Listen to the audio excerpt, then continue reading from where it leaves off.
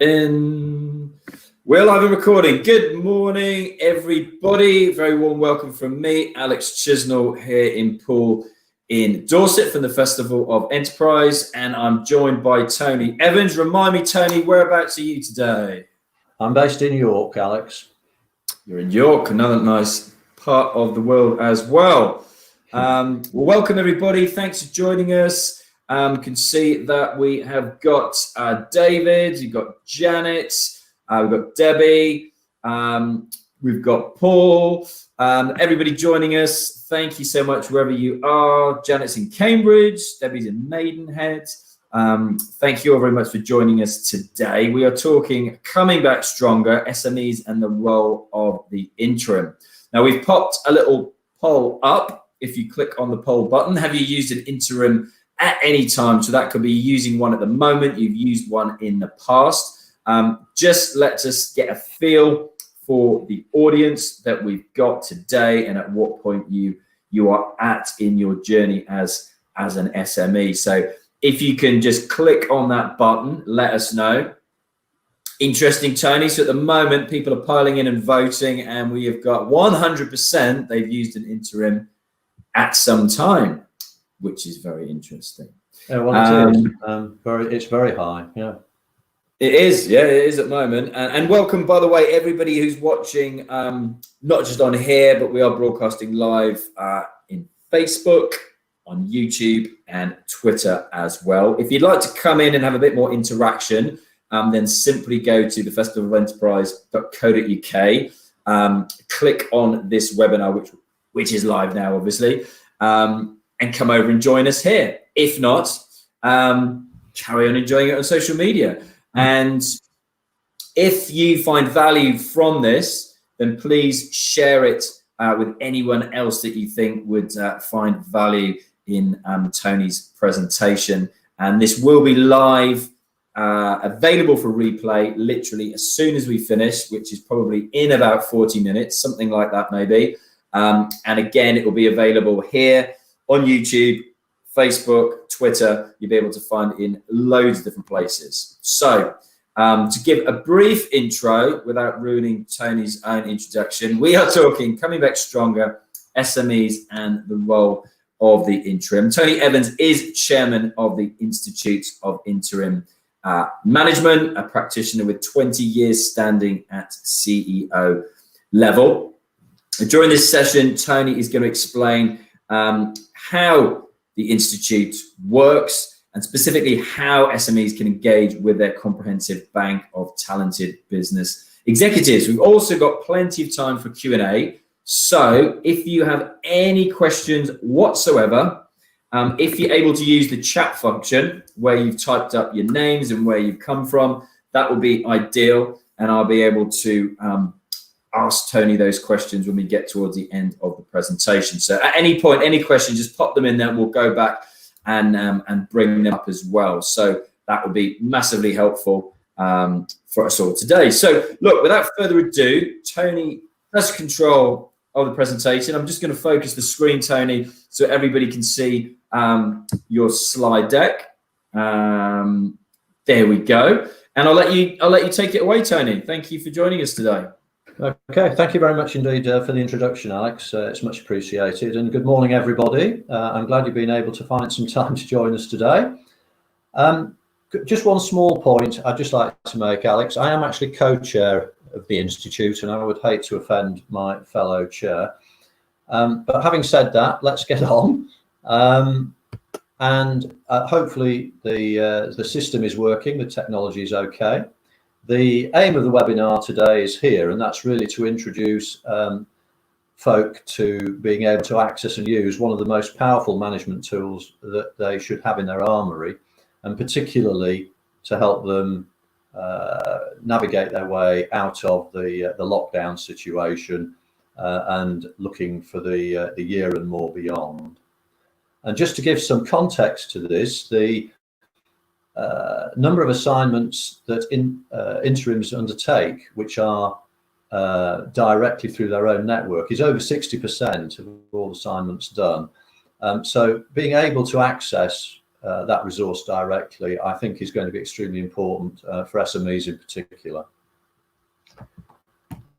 By way of introduction, the Institute is a not-for-profit organisation. It's in fact a company limited by guarantee, and it's run by interim professionals for the interim practitioner. And this morning, I'll want to look at factors initially that are influencing the SME landscape specifically currently. Then to go on and look a little bit about understanding what interims are and the IIM. Then how to use the interim tool, and then really to think about the way that the Institute can be used as a signpost to access that. And as Alex mentioned, there will be time for questions at the end. If anybody's got any burning questions that they want to ask while we're going through, that's absolutely fine. And Alex, if there's sense in stopping me on the way, if people are asking particular group questions relevant at that moment, then please feel free to stop me. Sure, Tony. Okay, thank you. So if we look at some of the vulnerabilities that hit SMEs particularly, this slide here is really demonstrating factors that come from OECD and McKinsey, very recent data. The headlines are particularly relevant because SMEs tend to have less padding within their structures than larger organisations. This has an impact on their resilience and their ability to respond. And one of the particular elements here that I like is the fifth one, where it's important at this stage, I'll refer back to it, but 60 to 70% of all SMEs are actually to be found in the most impacted sectors of the economy as a result of lockdown. This slide gives information which is from recent ONS, Office of National Statistics information, which looks at what's been going on in the lockdown up until the 17th of May. You may well have heard the recent ONS announcement that the GDP drop for the UK in the month of April, which was the first full month of lockdown, remember we went lockdown on the 23rd of March, was 20%. This is massive. It's absolutely massive. And at the moment, I don't see a great deal that's saying that May won't offer a similar problem. And just to put that in context, the biggest drop since figures began before the lockdown was 2% in a month. So it's absolutely enormous. On these factors in front of us, I'd like to just point out a couple of things. The second bullet, which talks about workforce numbers decreasing, doesn't look terribly dreadful given the circumstances, but it refers to businesses which are trading. So trading in the lockdown. So it does not include those that have closed down for whatever reason because of the lockdown. So the actual figure is likely to be far higher than this. It's a disguised figure in some respects. And the other point I'd like to make is that the third and fourth bullets indicate that UK businesses are reorienting the way that they operate their supply chains. They're becoming much more local. And that's an interesting feature and one that interims would have a great deal of experience in dealing with. I can give as an example where there was an assignment with an organisation involved in hardware, electronic hardware for the security industry. The actual populated PC boards were all made in China with a 12-week delivery time from manufacture to arriving for use in the client factory, which was slightly problematic because the whole designs needed updating about once every 3 months. So the whole cycle was chewed up just with the delivery period. So that was changed actually by working with the supplier so that the price was dropped even further, and that price differential enabled all the boards to be delivered by air rather than sea, which shortened delivery to about a week, which suddenly made everything far more attractive. It enabled technology cycles to become a competitive advantage, and helped improve working capital and cash for the business. This set of numbers comes from PwC very recently again. The GDP fall for the year depends how good, bad or indifferent the recovery from lockdown is, and it's obviously making assumptions that lockdown will stop at some point. Bearing in mind what we were seeing earlier about GDP at 20% fall in April, it's going to have to go some in order to achieve the smooth recovery. And I think as days and weeks go by, that feels to me to be becoming an increasingly tough challenge for the economy as a whole.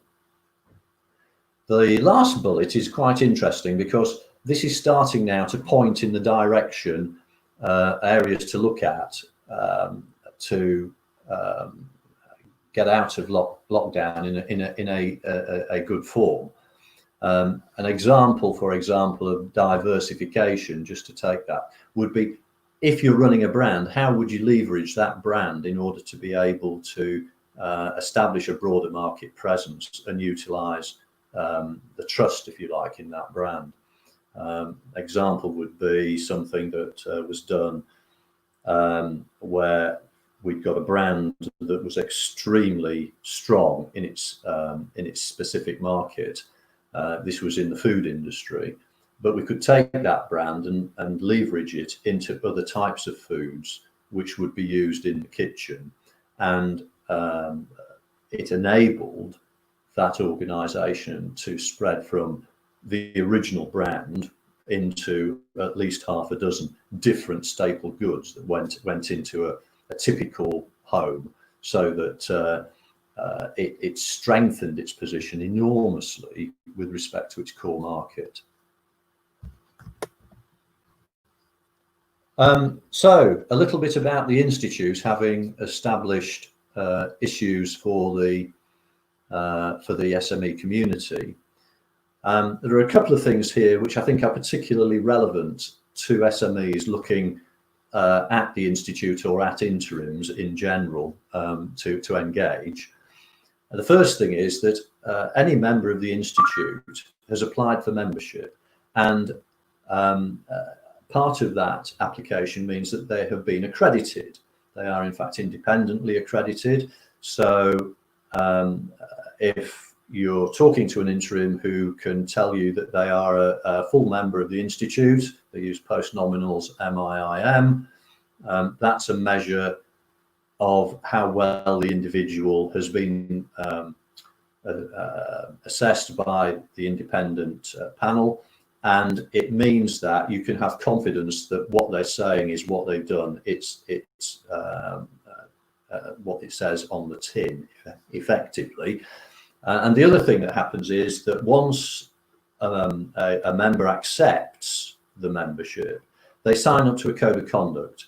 And that code of conduct is quite heavy, and it's written to ensure ethical working with good governance. And I think those features are extremely important when you're looking at trying to decide who you'd like to work with and engage.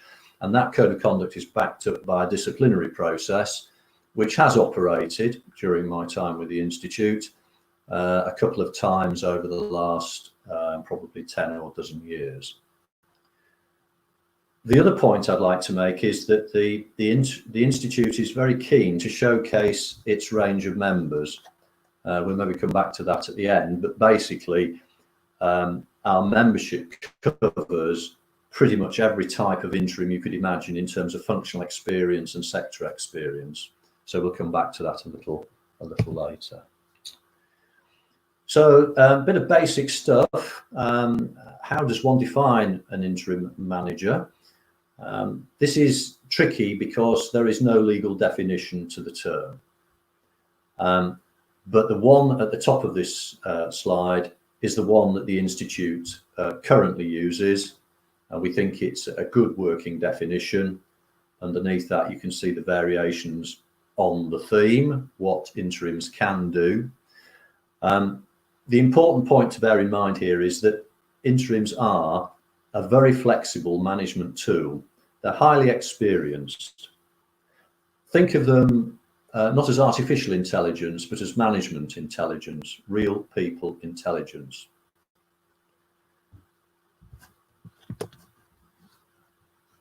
So, having started to think about interims, this is a list of things which interims are. You'd expect to see these things in any professional interim practitioner that you're going to talk to.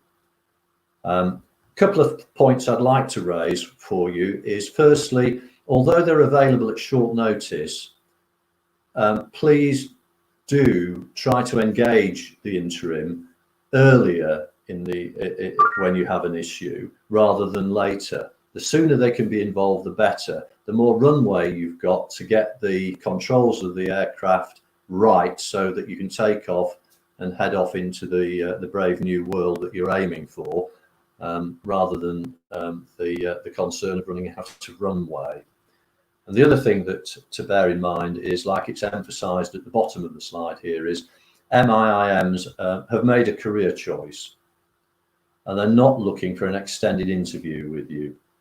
They deliver, then they seed the skill, and then they leave.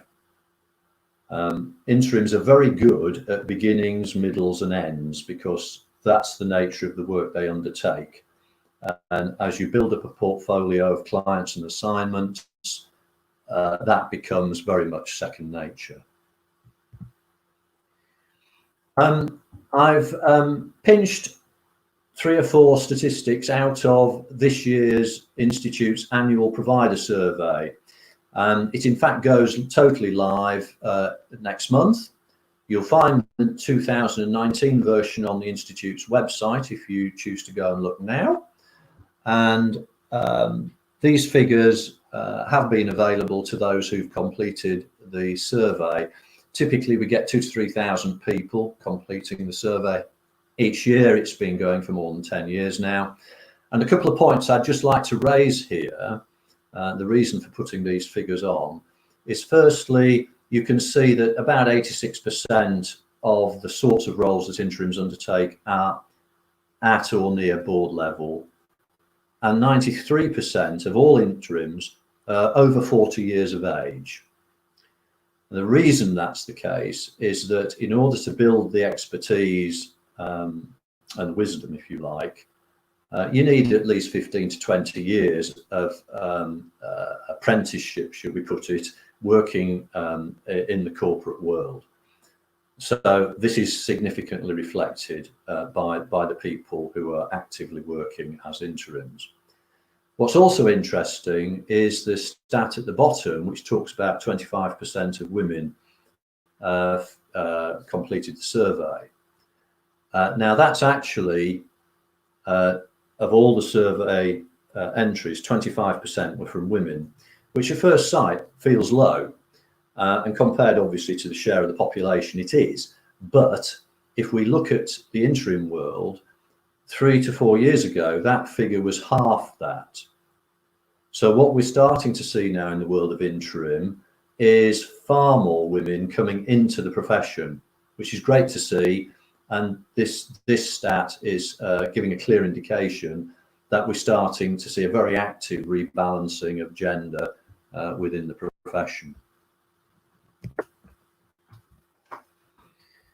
These figures also came from the provider survey this year, and they're really here for a couple of reasons. One is the figures on the right demonstrate that 92% of assignments involved the interim in some form of change.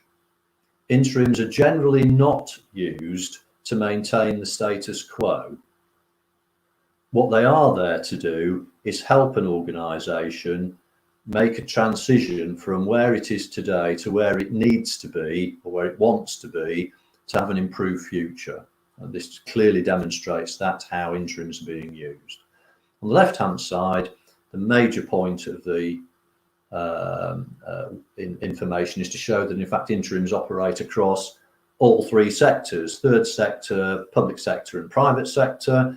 And within the private sector, they operate across a great range of different segments of the sector.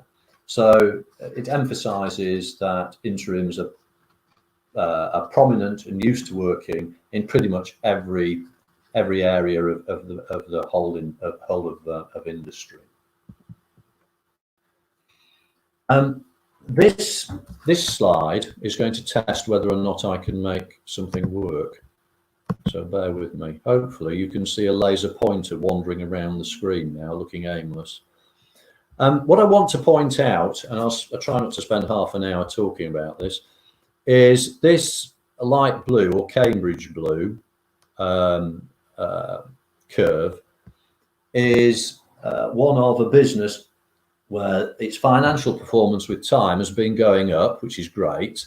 Then something is happening to cause it not to be so great, and then a deterioration. In fact, this is being quite kind to the rate of deterioration. By the time you get to about here, it falls off a cliff very often. So the point here being, prior to lockdown, everything was fine, potentially.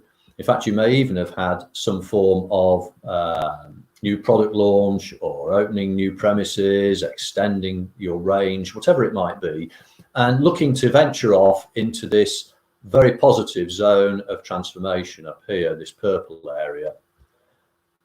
The later you leave such a change, the more difficult it becomes to make a great launch. And you go from being proactive, of course, things are getting quite concerning as you come around the corner here in terms of financial performance, and you're into much more reactive transformation mode. And we could argue that the lockdown has provided a lot of businesses with this kind of opportunity here.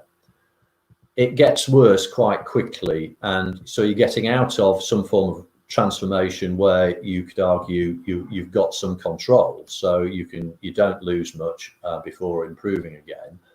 Once you get down here into turnaround, then you have the classic 3 stages of turnaround, which is stop the fall, level out, and then regain again.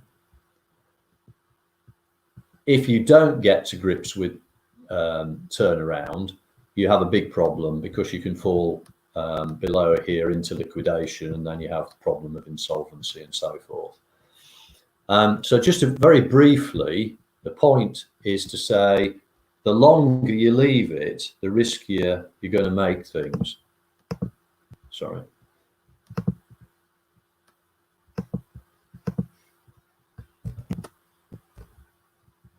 Ah.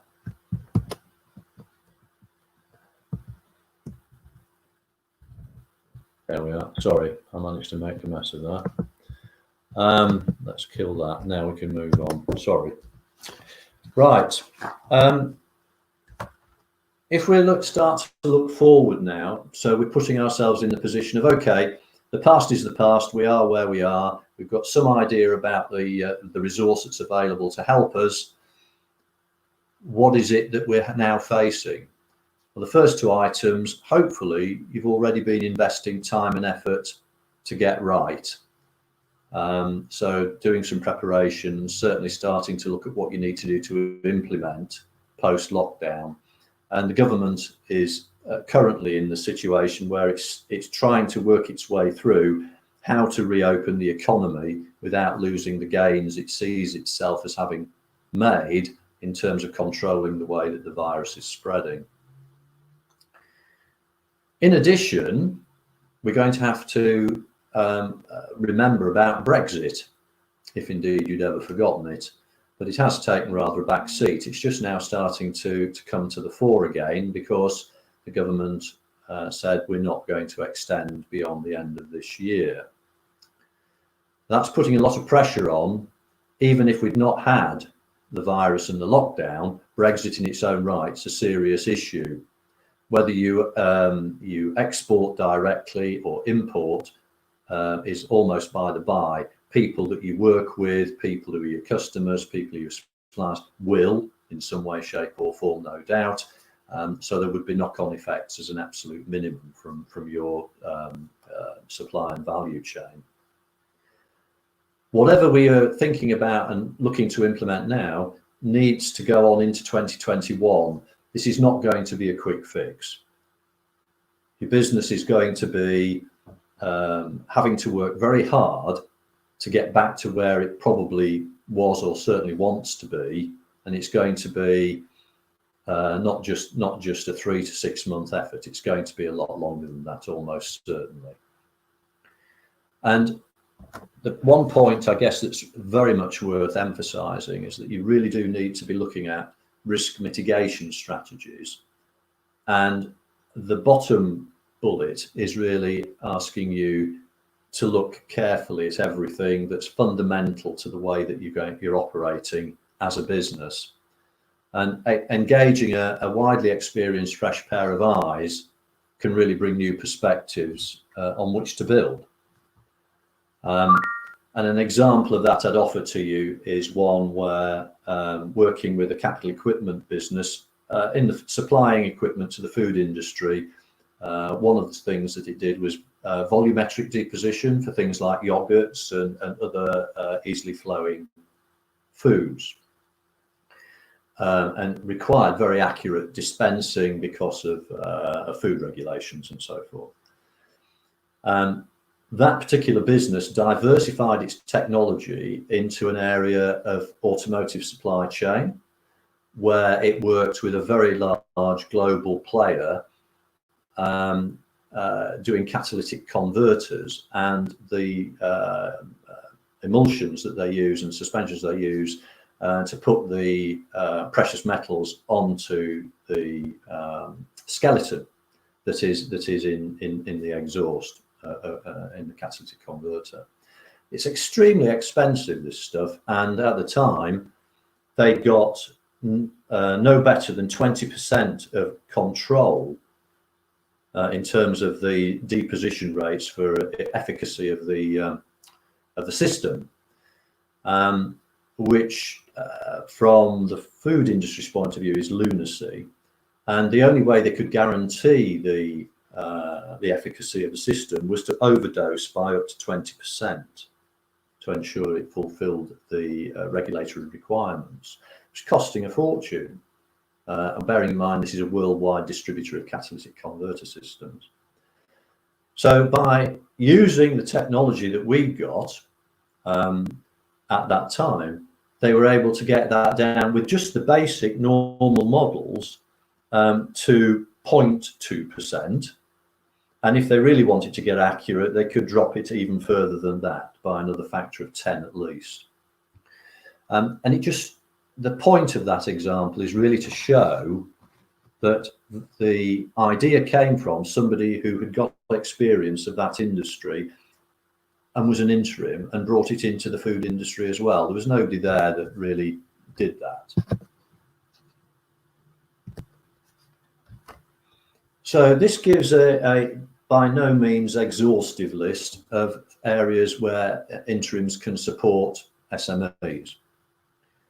And I think important features of all of this list are really that it's that fresh perspective for markets to access and technologies to use and implement that can be really helpful.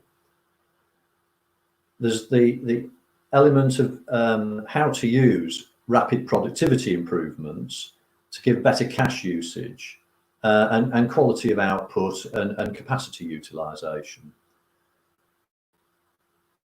Really, using interims really helps you look at disrupting your supply chain assumptions and then de-risking them. How much margin can you keep by expanding your value chain reach? Please try again. So the essence of that is really the more you can control within the supply chain, within your value chain, the more chance you have of being able to manage your cash and working capital. Looking at this, how will you reskill? So having identified where you're going to go next, the chances are you're going to need some additional or different skill sets to the ones that you've had previously. How are you going to identify and get that done? Interims can help with that. And I guess the final point is really, what are the ways that you can use in order to tap into the right level of this reservoir of expertise and wisdom? This slide is very similar to what I showed earlier, and the point of doing that is simply to emphasize that the IIM can act as a signpost and showing you the way to highly experienced interim practitioners. The points of contact that are on there, there's clearly the website, but then you can email either myself or member services, or phone member services or myself, as you can see on the slide. The members that we have cover pretty much any sector you can think of. And if we can't link you to a member that's right for you, we can certainly put you in touch with a provider, one of our affiliates, who could. We can also help through discussion with you how to identify the most appropriate kind of interim for your needs. And that's not always obvious. And the reason I say that is that one of the things that's important is that fresh pair of eyes. So have somebody who is just dyed in the wool, one sector person is not necessarily going to be the most helpful pair of eyes for you. And you need to perhaps think about an interim practitioner as the grit in the oyster, and you require that piece of grit to cause the irritation to produce the pearl. Using interims are not meant to be beautiful cultural fits for you. They're meant to not feel too comfortable on occasion. They will tell you things straight. They won't dress things up. They're not interested in your politics, but they are necessary to get that desired result. And a couple of other points. I think interims don't always work full time. For many years now, there's been a great swathe of interims that will work part-time with a range or a portfolio of clients. It's called fractional interim work. So it should be perfectly possible to identify the right level of affordability and value add with an interim for your particular organisation to meet your needs. And one way of doing that might be to have a very narrow initial remit, to be very focused about one or two simple things. But it depends entirely on the need, and as I say, the Institute is more than happy to help with that conversation. So, Alex, I've come to the end of the deck now, and I'm happy if there are any questions to take them.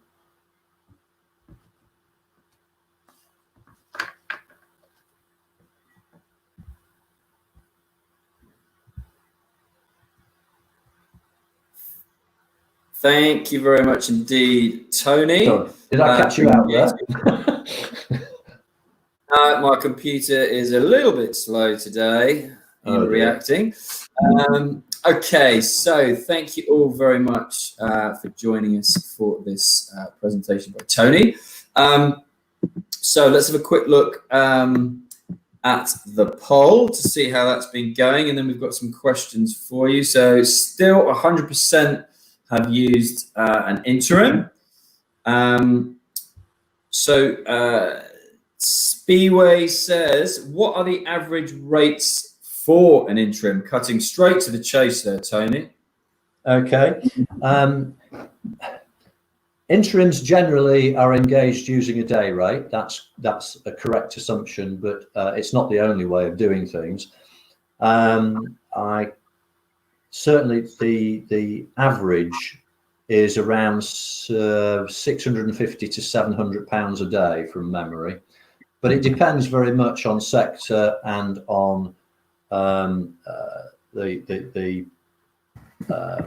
nature of the assignment. So there are lots of factors which go to complicate, if you like, that simple single average figure. You would expect to pay potentially anything up to £2,000 a day, depending upon sector and complexity of requirement. If once you're paying over £1,000 a day, you're engaging somebody who's highly expert and experienced in their field. Yeah, makes sense. Janet says, what do you see as the key skill sets that will be sought in the immediate future? Good question, Janet. Depending which sector you're in, I think we will see, we looked at those sectors earlier, the ones most heavily hit by the lockdown. I think there's going to be a need for a lot of crisis management and turnaround expertise there. Of quite a severe time in order to achieve a survival footing in the first instance. There'll be other sectors where it might be quite possible that you're looking to have somebody who's able to help with managed significant growth in the early days. So you could imagine that there will be a number of sectors where that's possible. But I think the key issue here is that professional interims are very used to working in stressy environments, in very peculiar circumstances, in situations where the client company has been thrown into a very difficult set of circumstances which perhaps have not been experienced before.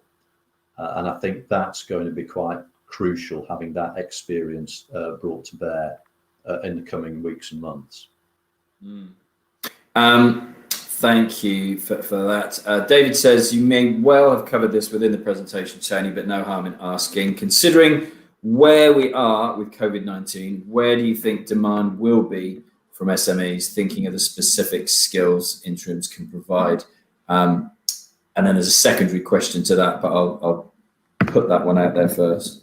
Okay. Two obvious situations are going to be having somebody with a financial background who's going to understand the context of managing a business by cash flow rather than using P&L, for example. 12-week rolling cash flow forecasts by day are maybe going to be things that are going to need to be applied very quickly. And then on the people side of the business, two elements, well, three potentially. One will be, how do I work my way through the potential for redundancies? I think if you listen to ONS being interviewed this morning on the radio, they're starting to become increasingly fretful about the number of people likely to lose jobs in the UK looking forward over the coming weeks and months.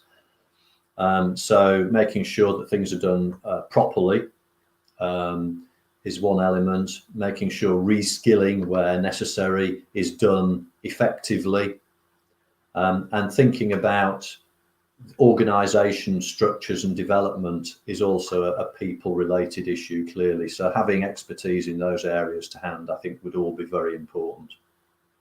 Good answer. Secondary to that, David had said, what impact, if any, will the removal of the flexible furlough scheme at the end of October have on SMEs and potential interim demand? Okay, well, people may have noticed, I don't know whether you can see me here on the screen. I can't see me on the screen just at the moment. See you and me. Behind me is a crystal ball on the bench, and this is a crystal ball question.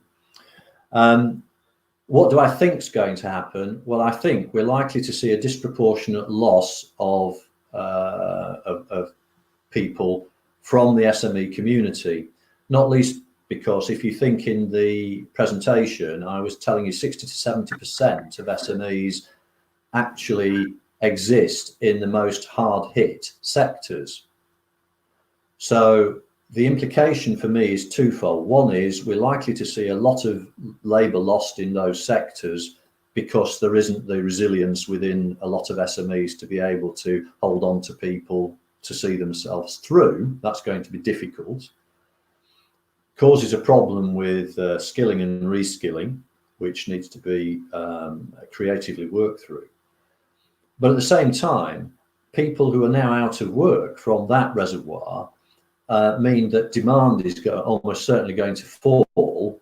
So there's going to be an impact on GDP. So there's going to be less purchased. Retail's going to have a compounding problem in some way, shape or form.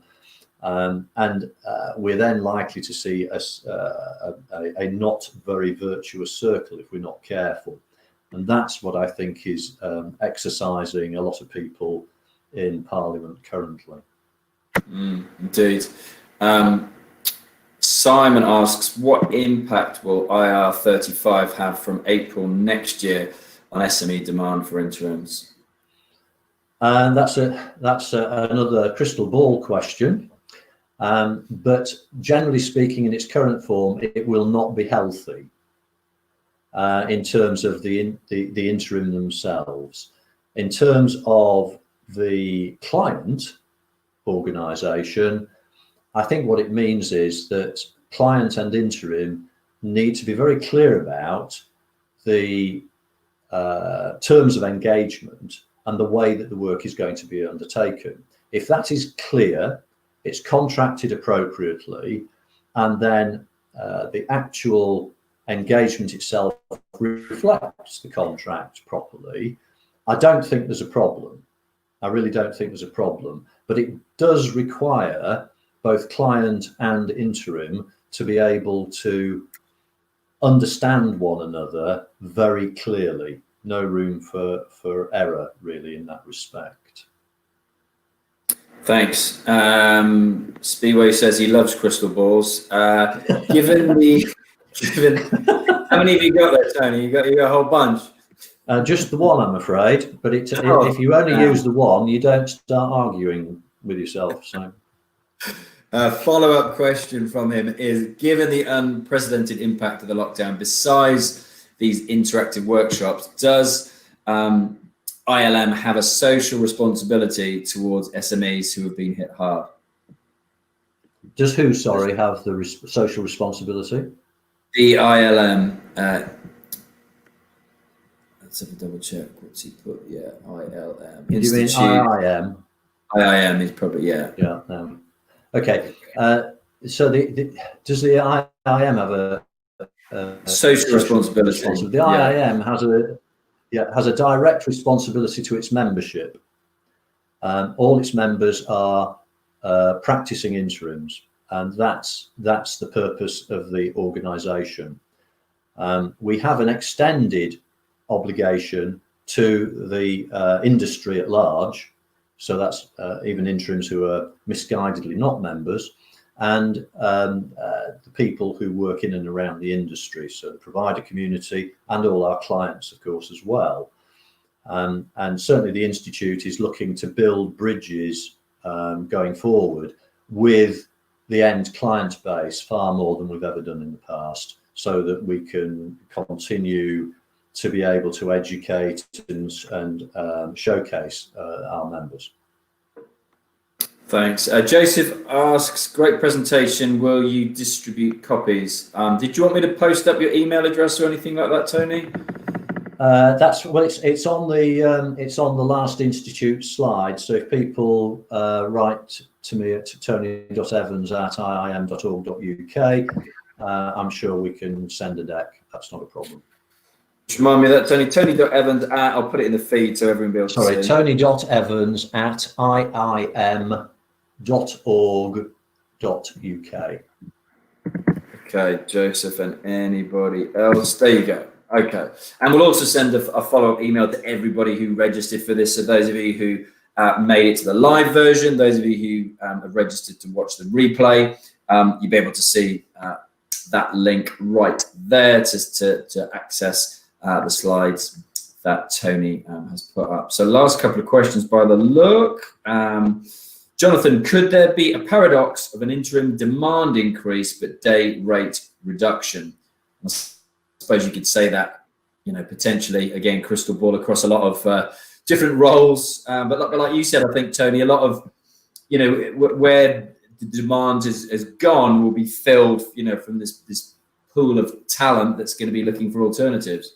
Well, it'll be my experience of the interim market, which is quite a long time now, is it's no different to most other markets. It's all about supply and demand. So it depends what the balance is. And the interim market is not really just one market. It's actually a whole collection of little niches. So you can find that there's, at any given moment in time, a lot of demand for a particular functional expertise. So, for example, in the presentation, we talked about quite often the supply chain. So you could imagine that people with procurement experience are going to be quite popular to help with the de-risking and realignment and more localization of supply lines potentially.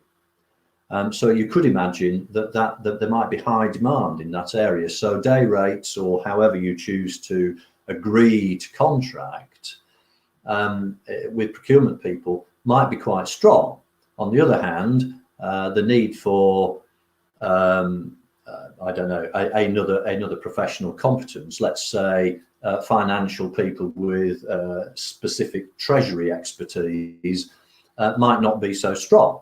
I pick that as an example, not that I think that's necessarily going to be the case, but it's going to be very much driven in the same way, I think, as it's always been. That's these little niches all working independently, really.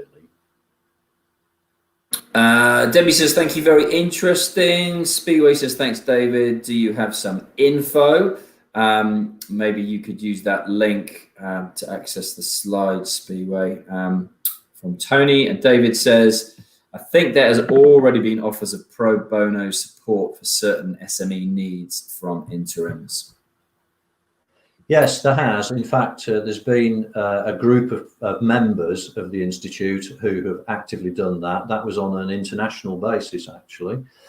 And I know that other groups of interims elsewhere have also been offering that kind of support. The Institute itself is offering that if you want to talk to the Institute, it's not going to cost you anything. The engagement will be a conversation to help you elucidate what would be the right kind of interim for you based on an understanding of your situation and your specific circumstances.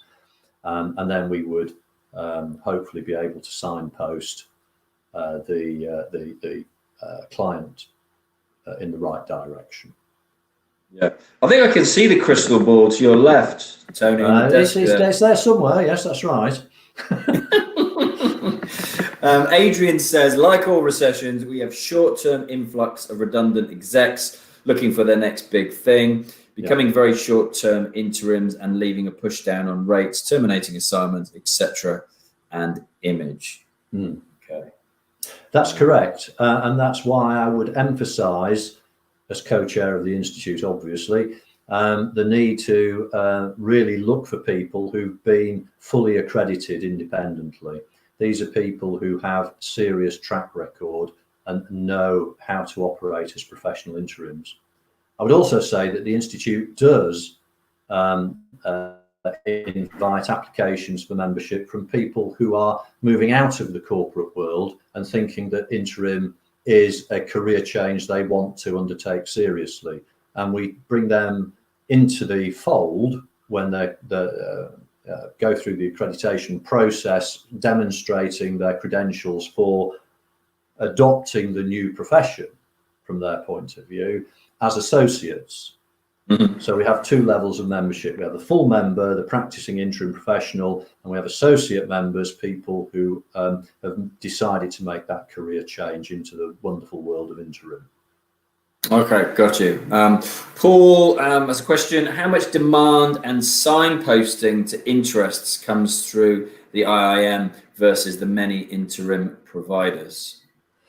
Currently, nothing like as much. About 40% of all assignments are driven through the provider community.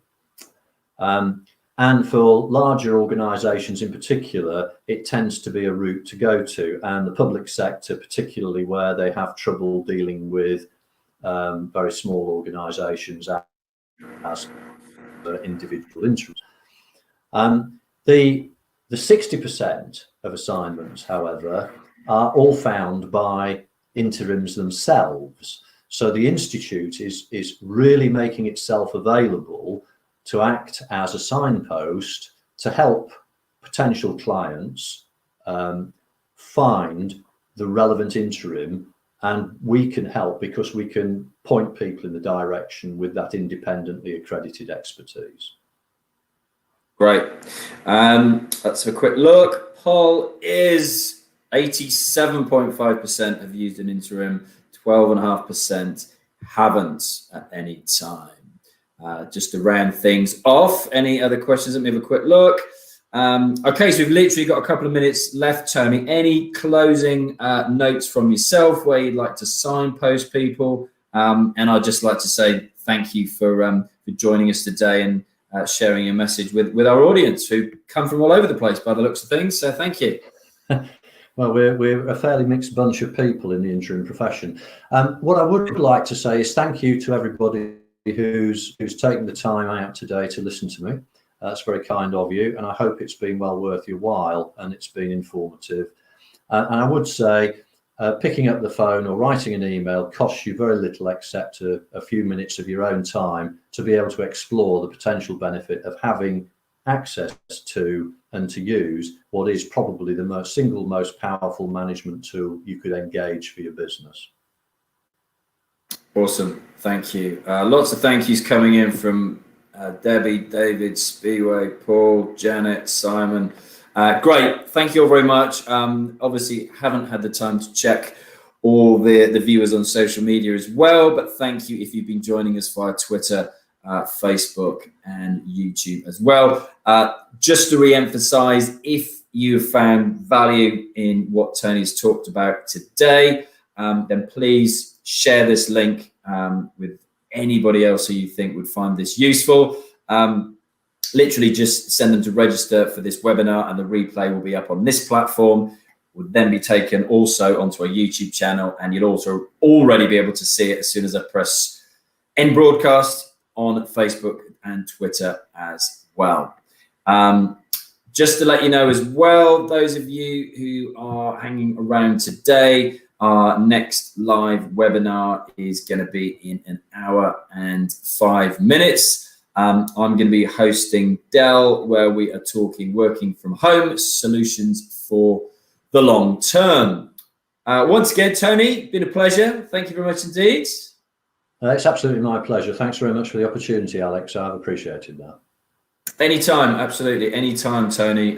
Clearly struck a chord, so anytime at all. Thank you all again, Adrian, Tony, great, thanks, well organised. Also, Simon, thank you, Tony, great presentation, very informative.